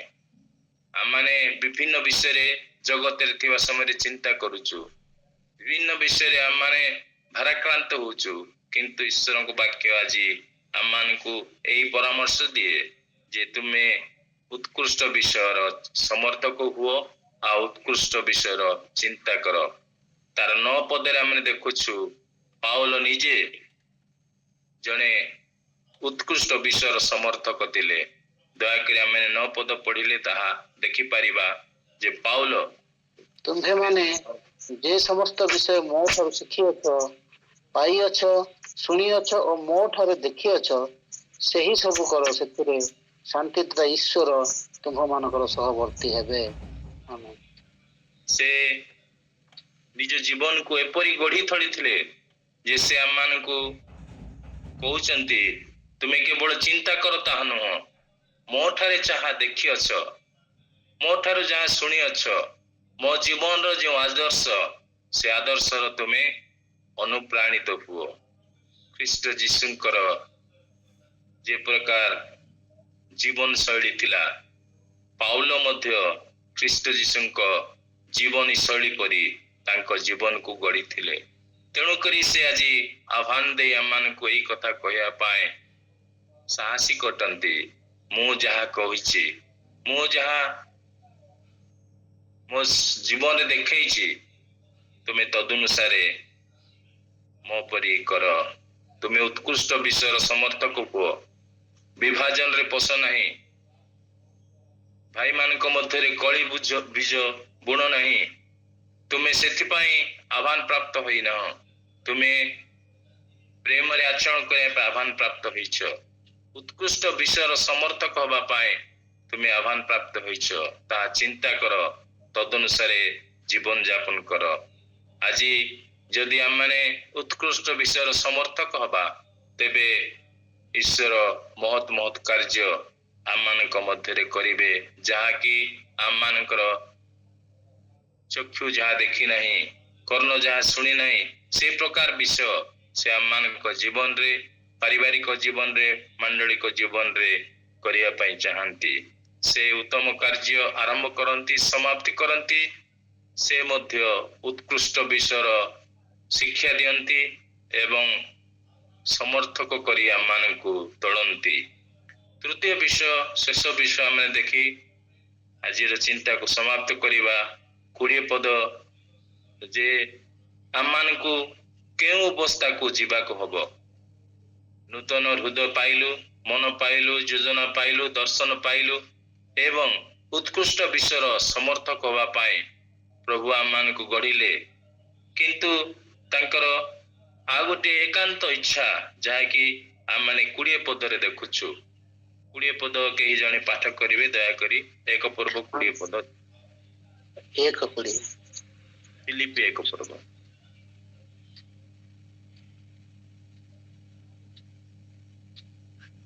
ଯେପରି ତୁମ୍ଭେମାନେ ଉତ୍କୃଷ୍ଟ ବିଷୟ ଗୁଡିକ ସମର୍ଥନ କରିପାର, ପୁଣି ଈଶ୍ୱରଙ୍କ ଗୌରବ ଓ ପ୍ରଶଂସା ଉଦ୍ଦେଶ୍ୟରେ ଯୀଶୁଖ୍ରୀଷ୍ଟଙ୍କ ଦ୍ୱାରା ଧାର୍ମିକତାର ଯେଉଁ ଫଳ, ସେଥିରେ ପରିପୂର୍ଣ୍ଣ ହୋଇ ଖ୍ରୀଷ୍ଟଙ୍କ ଦିନରେ ଶୁଦ୍ଧ ଓ ଅନିନ୍ଦନୀୟ ହୁଅ। 20 ପଦ ମାନେ ଫିଲିପି 1 ପର୍ବ 20 ପଦ। ଆପଣ ବୋଧେ 10 ପଦ ପଢିବେ। ସରି। ଏ ସମ୍ବନ୍ଧରେ ମୋର ଏକାନ୍ତ ଆକାଂକ୍ଷା ଓ ଭରସା ଅଛି ଯେ ମୁଁ କୌଣସି ବିଷୟରେ ଲଜ୍ଜିତ ହେବି ନାହିଁ, କିନ୍ତୁ ସର୍ବଦା ଯେଉଁପରି ଏବେ ମଧ୍ୟ ସେହିପରି ଅତି ସାହସରେ ଜୀବନରେ ହେଉ ବା ମରଣରେ ହେଉ ଖ୍ରୀଷ୍ଟଙ୍କୁ ମୋହର ଶରୀରରେ ମହିମାନ୍ୱିତ କରିବି।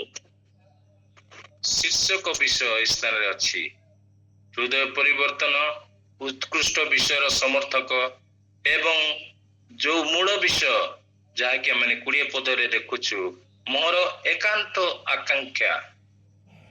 ଏକ ନିର୍ଦ୍ଦିଷ୍ଟ ସୀମାରେ ସେ ପହଞ୍ଚନ୍ତି, ନିର୍ଦ୍ଦିଷ୍ଟ ଲକ୍ଷ୍ୟରେ କେନ୍ଦ୍ର ବିନ୍ଦୁକୁ ସେ ସ୍ପର୍ଶ କରୁଛନ୍ତି, ଯାହାକି ଜୀବନ ପାଇଁ ଯଥାର୍ଥ ଅଟେ। ମୋର ଏକାନ୍ତ ଆକାଂକ୍ଷା। କେତେ ସୁନ୍ଦର ବିଷୟ। ସେ ଆକାଂକ୍ଷା କଣ ଆମେ ତଳେ ବିସ୍ତୃତ ଭାବରେ ଆମେ ଦେଖୁଛୁ। ମୋର ଏଇ ମାତ୍ର ଇଚ୍ଛା, ଏଇ ମାତ୍ର ଆକାଂକ୍ଷା, ମୋର ମନ ହୃଦୟ କାର୍ଯ୍ୟଶୈଳୀରେ ଏକାଗ୍ରତା ଆସିବ। ସେ ଏକାଗ୍ରତା କଣ? ମୋର ଏକାନ୍ତ ଇଚ୍ଛା ରହିବ କଣ କରିବା ପାଇଁ? 2ଟି ବିଷୟ କରିବା ପାଇଁ। ଯଦି ଆପଣ ସମୟ ନାହିଁ, ଆପଣ ତଳକୁ ଯଦି ପଢିବେ, ସେ 2ଟି ଆକାଂକ୍ଷା ବିଷୟରେ ସେ କହୁଛନ୍ତି ମୁଁ 2ଟି ବିଷୟ ନେଇ ସମସ୍ୟାରେ ପଡ଼ିଅଛି। ପ୍ରଭୁଙ୍କ ସହିତ ରହିବା ପାଇଁ ମୋର ଇଚ୍ଛା ପରଲୋକରେ, ଏବଂ ତୁମ ସହିତ ରହିବା ପାଇଁ ଇଚ୍ଛା। ଆଉ ସେଇ କ୍ରମରେ ଆମେ ଦେଖୁଛୁ ଯେ ସେ ଏକାନ୍ତ ଆକାଂକ୍ଷା ମଧ୍ୟକୁ ଆମେ 2 ଭାଗରେ ବିଭକ୍ତ କରିବା। ଗୋଟିଏ ଆକାଂକ୍ଷା ହେଲା ଖ୍ରୀଷ୍ଟଙ୍କୁ ମୋ ଜୀବନରେ ଆଉ ମରଣରେ ମୁଁ କଣ କରିବି? ଗୌରବାନ୍ୱିତ କରିବି। ଏଇଟା ହଉଛି ଆପରମୋଷ୍ଟ ବା ସର୍ବଶ୍ରେଷ୍ଠ ଆକାଂକ୍ଷା ବା ଶୀର୍ଷକ ଅଟେ ଆମମାନଙ୍କ ଜୀବନରେ। ଆଜି ଯଦି ଆମେ ବଞ୍ଚିଛୁ, ଆଜି ଯଦି ଆମେ ଶ୍ୱାସ ପାଇଛୁ, ଆଜି ଯଦି ପ୍ରଭୁ ଆମମାନଙ୍କୁ ଶାନ୍ତି ଆନନ୍ଦ ଦେଇଛନ୍ତି, ସୁନ୍ଦର ପରିବେଶ ଦେଇଛନ୍ତି, ତାଙ୍କର ବାକ୍ୟ ଦେଇଛନ୍ତି, ତାଙ୍କର ଆତ୍ମାଙ୍କୁ ଦେଇଛନ୍ତି, ତାଙ୍କର ଏକମାତ୍ର ଇଚ୍ଛା ଆମମାନଙ୍କର ଏକାନ୍ତ ଆକାଂକ୍ଷା ରହିବା ଦରକାର ତାହାଙ୍କୁ ଗୌରବ କୀର୍ତ୍ତନ କରିବା ପାଇଁ। ମୋର ପ୍ରିୟମାନେ, ଜୀବନରେ ହଉ ମରଣରେ ହଉ ଆମେ ଖ୍ରୀଷ୍ଟଙ୍କୁ ଗୌରବାନ୍ୱିତ କରିବା। ଶ୍ୱାସ ବାୟୁ ସେ ଏଦନ ଉଦ୍ୟାନରେ ମନୁଷ୍ୟକୁ ଦେଲେ। ଆପଣ ଦେଖିବେ 150 ଗୀତ 6 ପଦରେ ଆମେ ପଢୁନାହୁଁ, କିନ୍ତୁ କେବଳ ମୁଁ କହିଦେଉଛି ଯେ ସେ ନିଶ୍ୱାସ ପ୍ରଶ୍ୱାସ ସେ କାହିଁକି ଦେଲେ? ତାଙ୍କର ନିଶ୍ୱାସ ପ୍ରଶ୍ୱାସ ଦେବାର ଉଦ୍ଦେଶ୍ୟ ହେଉଛି, ଯାହାକି ଗୀତ ସଂହିତା 150 ପର୍ବ 6 ପଦରେ ଲେଖା ଅଛି, ନିଶ୍ୱାସ ପ୍ରଶ୍ୱାସ ଧାରି ପ୍ରତ୍ୟେକ ମନୁଷ୍ୟ ତାହାଙ୍କର ପ୍ରଶଂସା କରୁ, ତାହାଙ୍କର ଗୌରବ କରୁ। ଏହା ହିଁ ଏକମାତ୍ର ତାଙ୍କର ଉଦ୍ଦେଶ୍ୟ। ତା ସହିତ ଖାଇବା ପିଇବା ଏସବୁ ସାଧାରଣ ବିଷୟ, କିନ୍ତୁ ଏକମାତ୍ର ମୁଖ୍ୟ ଉଦ୍ଦେଶ୍ୟ ହେଉଛି ଯେପରି ଆମେ ଶ୍ୱାସ ପ୍ରଶ୍ୱାସ ପାଇଥିବା ବ୍ୟକ୍ତି ବିଶେଷ ତାହାଙ୍କର ଗୌରବ କରୁ। ଏହା ହିଁ ତାଙ୍କର ଉଦ୍ଦେଶ୍ୟ ଆମମାନଙ୍କୁ ବଞ୍ଚାଇଥିବାର, ଏହା ହିଁ ତାଙ୍କର ଉଦ୍ଦେଶ୍ୟ ଆମମାନଙ୍କୁ ଆଶୀର୍ବାଦ କରିଥିବାର, ଏହା ହିଁ ତାଙ୍କର ଉଦ୍ଦେଶ୍ୟ ଆମମାନଙ୍କୁ ବିଭିନ୍ନ ଦାନ ଗୁଣରେ ପରିପୂର୍ଣ୍ଣ କରିବା। ତାଙ୍କର ଏକମାତ୍ର ଉଦ୍ଦେଶ୍ୟ ଯେପରି ଆମେ ତାହାଙ୍କର ଗୌରବ କୀର୍ତ୍ତନ କରୁ। ଯେକୌଣସି ମୁହୂର୍ତ୍ତରେ, ଯେକୌଣସି ପରିସ୍ଥିତିରେ ଆମେ ତାହାଙ୍କର ଗୌରବ କରୁ। ଦୁଃଖରେ ସୁଖରେ, ଅଭାବରେ ଅନାଟନରେ, ତାଡ଼ନାରେ ଆମେ ଏକାନ୍ତ ତାହାଙ୍କର ଗୌରବ କୀର୍ତ୍ତନ କରୁ। ଆମମାନଙ୍କ ଜୀବନରେ ଈଶ୍ୱରଙ୍କର ଗୌରବ କୀର୍ତ୍ତନ କରିବା। 2ରେ ଲେଖା ଅଛି, ଆପଣ 25 ପଦ ପଢିବେ, ଯେ ମୁଁ ତୁମମାନଙ୍କ ନିମନ୍ତେ ବଞ୍ଚିବି। तुम मानक निमंते बंचिबे अर्थ काहाको से बुझाउछन मंडली निमंते 25 पद आपण पढ़िबे देखिबे कि प्रकार एक आदर्शवान व्यक्ति पौल मध्य तांको जीवन को तोड़ी धरथिले से कि प्रकार निजको तोड़ी थिले प्रभु को गौरव महिमा निमंते जे मु ख्रीष्ट को निमंते बंचिबी ताहांको गौरव उद्देश्य बंचिबी एवं मु मध्य मोर विश्वासी निमंते बंचिबी এই বিশেষ বিষয়କୁ ଅନେକ ସମୟରେ ଆମମାନେ ଗୁରୁତ୍ୱ ଦେଇ ନଥାଉ ତାହାକୁ ହୃଦୟଙ୍ଗମ କରି ନଥାଉ କେହି ଜଣେ ପାଠ କରିବେ ଫିଲିପି 1 ପର୍ବ 25 ପଦ ଆଉ ମୁଁ ଦୃଢ ରୂପେ ଜାଣେ ଯେ ମୁଁ ରହିବି ଓ ବିଶ୍ୱାସରେ ତୁମ୍ଭମାନଙ୍କର ବୃଦ୍ଧି ଓ ଆନନ୍ଦ ନିମନ୍ତେ ତୁମ୍ଭ ସମସ୍ତଙ୍କ ସହିତ ରହିବି। ମାନେ ଏତେ ଗୋଟିଏ वैप्लविक जीवन शैली निज बंचिबा निजर वृद्धि पाई बंचिबा निजर आनंद पाई बंचिबा यह स्वाभाविक अटे किंतु ए स्थान रे जेतेबेले से द्वंद्व मध्य अछंती मु परलोक रे प्रभु सहित रहिबा पाई इच्छा किंतु तुमान सहित रहिबा मध्य आवश्यक आ 25 पद रे कहउचंती मु तुम सहित रहिबो वेरी डिटरमाइंड निश्चित संकल्पबद्ध व्यक्तित्व जे मु तुम मानक सहित रहिबी तुम मानक सहित रहिबी कौन पाए तुम मानकर वृद्धि ओ आनंद निमंते मु रहिबी आम मानकर मंडली मध्य उपस्थिति परिवार मध्य उपस्थिति समाज मध्य उपस्थिति देश मध्य उपस्थिति कौन पाए वृद्धि ओ आनंद निमंते के ताहा ही पाउलंकर एकांत आकांक्षा थिला मु प्रभुंकर गौरवर कारण हेबी एवं मु प्रभुंक लोक मानकर वृद्धि ओ आनंदर कारण हेबी आमने एई दिन मानकरे ताड़नाग्रस्त लोक मानक विषय जानुछु विभिन्न स्थान रे ताड़ना होछि आउ आमने अनेक समय स्थानीय मंडली कथा कहूची आमने अनेक समय सीधा सड़क से मानकु सहाय्य करिया परिवर्ते आमने विभिन्न आलोचना विभिन्न पर्यालोचना आमने करिथाउ जे जो माने ताड़ना पाउचंती से मानकु सहाय्य करिया पाई निकटस्थ लोक थिबे आउ कोन से अनुष्ठान थिबो से माने सहाय्य करूथिबे आमने सहाय्य करिवा आवश्यक नाही ए प्रकार मत पोषण आमने करिथाउ किंतु आम मानकर निहाती कार्य अच्छी जो माने ताड़ित जो माने पीड़ित जो माने लांछित जो माने समाज रे घृणित से मानकर वृद्धि ओ आनंदर कारण हवा प्रभु चाहंती प्रभु आम मानकु आशीर्वाद करंतु जे प्रकार से आम मानकर अंतर रे जे उत्तम कार्य करिसेंती करिवा पई आरंभ करिसेंती ताहा करिया निमंते आमने तांको सुयोग देउ आम माने देखिबा जे केते मात्रा से आमान को नूतन करि पारंती केते नूतन चिंताधारा भावना नूतन संबल से आमान को देबे जदि आमाने प्रकृत रे नूतन कार्य करिया पई इच्छुक आज नूतनता एथि पई सृष्टि ही पार नाही कारण माने तांको भरोसा करि पारना हूं जे से आमान को मध्य रे नूतनता करि पारिबे मोर प्रिय माने आसंतु से उत्तम परमेश्वर निकट को निज को समर्पण करिबा जे आम जीवन रे आम परिवार रे आम मंडली रे आम समाज रे नूतन कार्य करिया पाई चाहती जगत देखु आम द्वारा से नूतन कार्य करुचंती आज जगत देखि न पारिबारु से कौन होईची आम प्रति एक वित्तस्पृह होईची एवं से आज आम को घृणा चक्षुरे देखुची कारण से देखि पारु नहीं प्रभु आम द्वारा को नूतन कार्य करती आम माने आज समाज रे मंडली रे देश रे नूतन कार्य करिवार एक माध्यम हो से जदि उत्स तेबे से आम को माध्यम करिया पाई चाहती आसु हृदय को नूतन करू एवं उत्कृष्ट विषय समर्थक हो एवं एकांत इच्छा आम जीवन रे जात हो ସେ ଏକାନ୍ତ ଇଚ୍ଛା ଖ୍ରୀଷ୍ଟଙ୍କୁ ଗୌରବ କରୁ ଏବଂ ଯେଉଁ ପଲ ମଧ୍ୟରେ ପ୍ରଭୁ ଆମମାନଙ୍କୁ ରଖିଛନ୍ତି ସେମାନଙ୍କର ବୃଦ୍ଧି ଓ ଆନନ୍ଦର କାରଣ ହଉ। ପ୍ରଭୁ ଆମମାନଙ୍କୁ ପ୍ରତ୍ୟେକଙ୍କୁ ଏହି ଶିକ୍ଷା ଉପରେ ଆଶୀର୍ବାଦ କରନ୍ତୁ। ଆମେନ୍।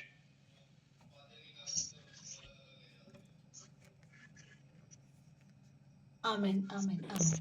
Praise the lord. असो प्रार्थना करूया भक्ती निमित्त।